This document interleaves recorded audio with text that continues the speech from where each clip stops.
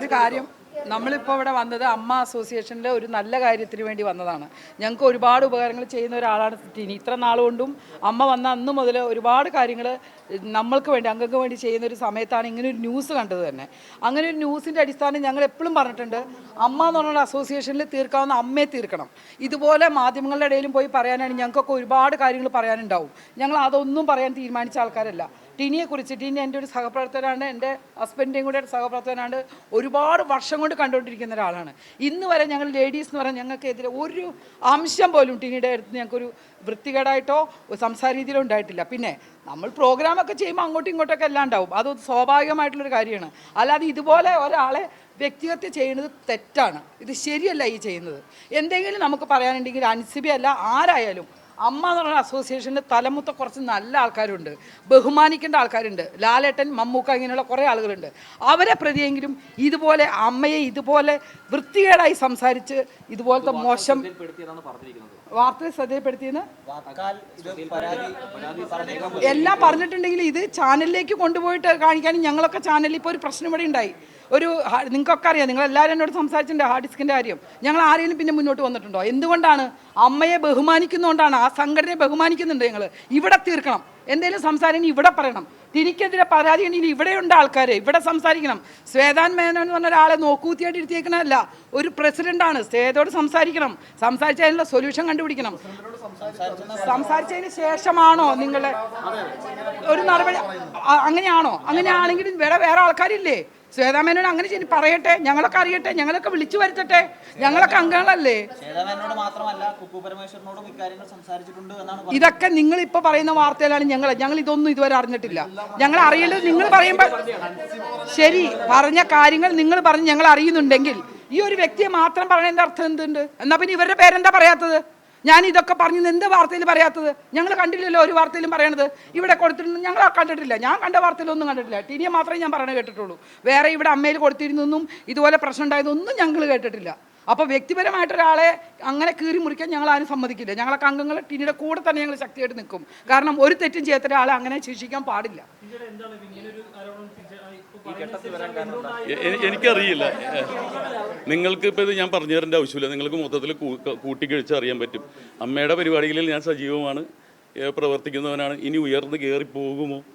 ഞാൻ വീട്ടിൽ നിന്ന്, അതായത് ഞാൻ പുറത്ത് സ്റ്റേജ് ഷോയും സിനിമയും ഈ കോമഡി പരിപാടിയൊക്കെ ചെയ്തിട്ട് കിട്ടുന്ന കാശുകൊണ്ട് ഡീസൽ അടിച്ചിട്ടാണ് അമ്മയിൽ വന്ന് പ്രവർത്തനം നടത്തുന്നത്. അപ്പോൾ എനിക്ക് ഇതിലൊരു സ്ഥാനം ആവശ്യമില്ല. കാരണം ഏത് സ്ഥാനത്തിരുന്നാലും നന്നായിട്ട് പണിയെടുക്കുക എന്നുള്ളതാണ്. അതിൻ്റെ ഒരു ചാരിറ്റബിൾ എൻ്റെ അമ്മമാരോടും അപ്പന്മാരോടുള്ള ഇവിടെയുള്ള സ്നേഹമുണ്ട്. ഉണ്ട് കുറേ അതായത് പുറത്തുനിന്നുള്ള കുറച്ച് പരിപാടികൾ പണികളൊക്കെ എനിക്ക് വന്നിട്ടുണ്ട്. അത് ഞാൻ അങ്ങനെ തന്നെ വെച്ചിരിക്കുകയാണ്. കാരണം അറിയില്ല, എനിക്കറിയില്ല. ഞാൻ പറയട്ടെ, അല്ല എന്തെങ്കിലുമൊക്കെ ഉണ്ടാവും, ഞാൻ അന്വേഷിക്കും. നമ്മൾ എന്തായാലും ഞങ്ങൾ ആരും ഇതിന്റെ പുറകിലേക്ക് എന്തായാലും അന്വേഷിച്ച് തന്നെ പോകും. നമുക്കറിയണത് ഇന്ന് ടിനിയാണെങ്കിൽ നാളെ ഞങ്ങളായിരിക്കും. നല്ലൊരു ദിവസം വരുന്നു. ഈ ക്യാമ്പിന് വേണ്ടി കുറേ നമ്മൾ, അതായത് മല്ലിക ചേച്ചിനെ വിളിക്കുകയും അതുപോലെ തന്നെ സുരേഷ് ചേട്ടനെ വിളിച്ചിരുന്നു. സുരേഷ് ചേട്ടൻ അവിടെ നിന്ന് ഇപ്പം പ്രധാനമന്ത്രിയായിട്ട് ഓൺലൈനിൽ ഇരിക്കുന്നത് കൊണ്ടാണ് അദ്ദേഹത്തിന് വരാൻ പറ്റാഞ്ഞത്. അപ്പം നമ്മൾ ഇതിൻ്റെ പിന്നാലെ കഷ്ടപ്പെട്ട് ഓടുമ്പോൾ ഇന്ന് മനോഹരമായ ഒരു ദിവസം. എനിക്ക് ഇങ്ങനത്തെ വിവാദങ്ങളിലോ ഇതിലൊന്നും ഇഷ്ടമല്ലാത്ത ഒരാളാണ്, അറിയാവുന്നതാണ്. ഈ പൊളിറ്റിക്സിലൊന്നും ഞാൻ നിൽക്കാത്ത ആളാണ്. അത് എൻ്റെ ശോഭ കെടുത്തി എന്ന് പറയാൻ പറ്റുള്ളൂ എനിക്ക്. ഞാൻ എനിക്കെതിരുള്ള ആലിഗേഷന് പ്രൂഫ് വേണ്ടേ? ഒരാൾ പറഞ്ഞിട്ട് ഇപ്പം നിങ്ങൾ പുള്ളിക്കാരിനെ കുറിച്ച് എന്തോ പറഞ്ഞെന്ന് പറഞ്ഞിട്ട് ഞാൻ ചെന്നിട്ട് പറയാൻ മതി ഈ മനുഷ്യൻ എന്നെ നിങ്ങളെ കുറിച്ച് പറഞ്ഞിട്ടെന്ന് ഞാൻ എങ്ങനെയാണ് ആലിഗേഷൻ ചെയ്യണത്? നിയമപരമൊന്നുമില്ലെന്ന് പുറത്തുനിന്ന് പോകേണ്ട. ഇവിടെ തന്നെ ഈ പറയുന്ന ആള് എൻ്റെ സഹോദരിയെ പോലെ എൻ്റെ സ്നേഹം. ഇപ്പം മാത്രമല്ല, ഇതിനു മുമ്പുള്ള കമ്മിറ്റിയിലൊക്കെ ഞങ്ങൾ ഒരുമിച്ചിരുന്നാണ്. ഇപ്പം മാത്രം ഇങ്ങനെ ഒരു ആരോപണം വന്നാണ്. 3 കമ്മിറ്റിയിൽ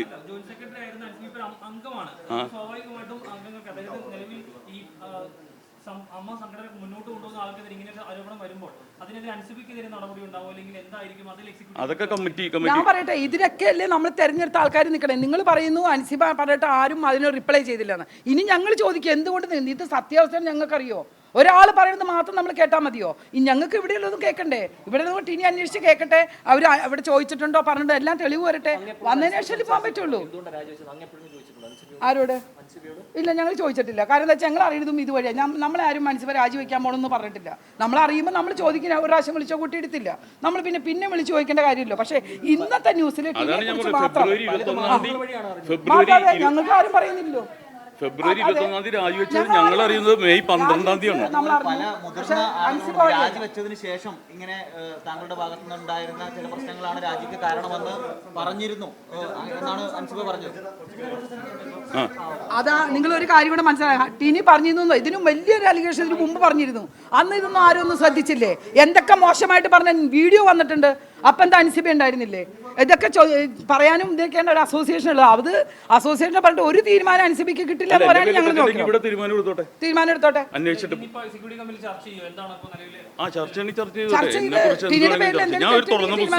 ഉള്ളത് തുറന്നു പറയുന്ന ഒരാളാണ്. അപ്പോൾ അത് തുറന്ന് തന്നെ ഞാൻ പറഞ്ഞിട്ടുണ്ട്. ഇവിടെ സംഭവിച്ചതും അറിയാം. ഇതും പറഞ്ഞാലും ഒരു പരദൂഷണം ഇവിടെ നിന്ന് ഒരാൾ പറഞ്ഞു കൊടുക്കുന്നു, ഇങ്ങനെ ഇയാൾ പറഞ്ഞിട്ടെന്ന്. അയ്യോ, അതൊക്കെ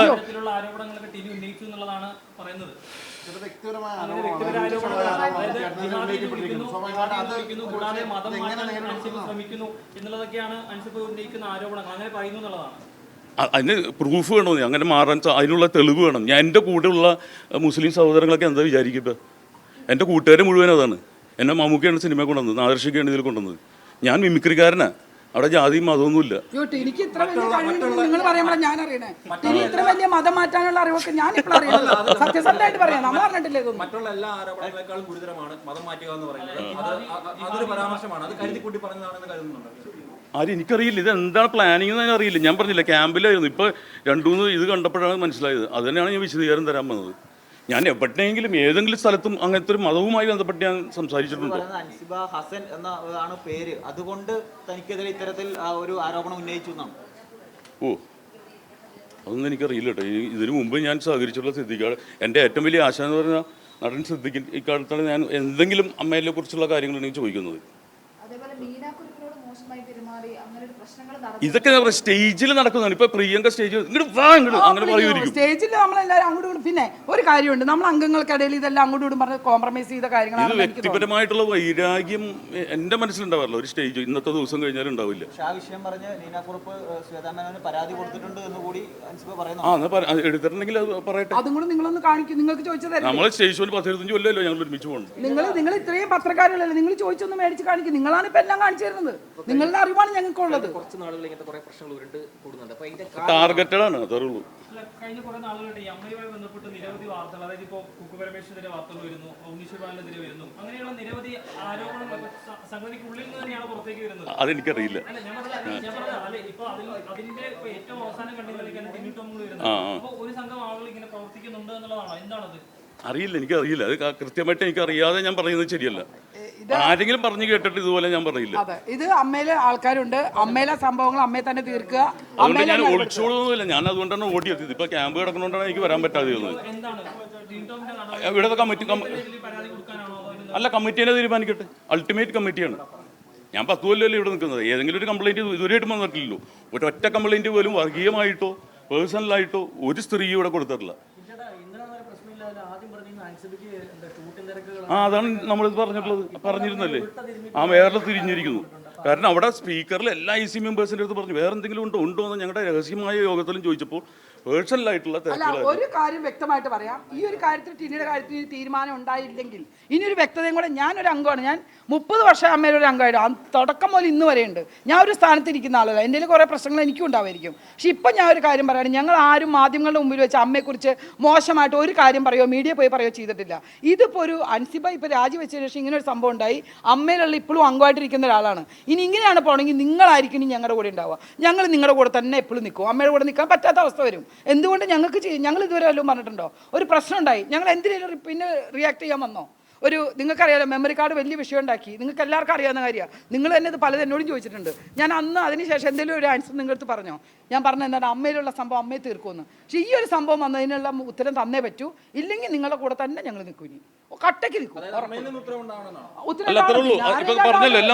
പിന്നെ നിങ്ങളെ കൂടെ നിൽക്കാൻ പറ്റുള്ളൂ. നിങ്ങളുടെ കൂടെ ശക്തമായിട്ട് ദൃശ്യത്തിന് all the best. All the best. നിങ്ങൾ തന്നെ കൊണ്ടുവന്നത്. അതെ, നിങ്ങൾ ഈ കൊണ്ടുവന്ന ദൃശ്യമായി നിങ്ങളെല്ലാവരും ഈ തരുന്ന സപ്പോർട്ടിനാണ് ഏറ്റുകൊണ്ടത്. നിങ്ങളെല്ലാവരും എത്തിക്കുക. എന്താ സംഭവം ചെയ്യാൻ ഞങ്ങൾ അറിയട്ടെ. ഓക്കെ.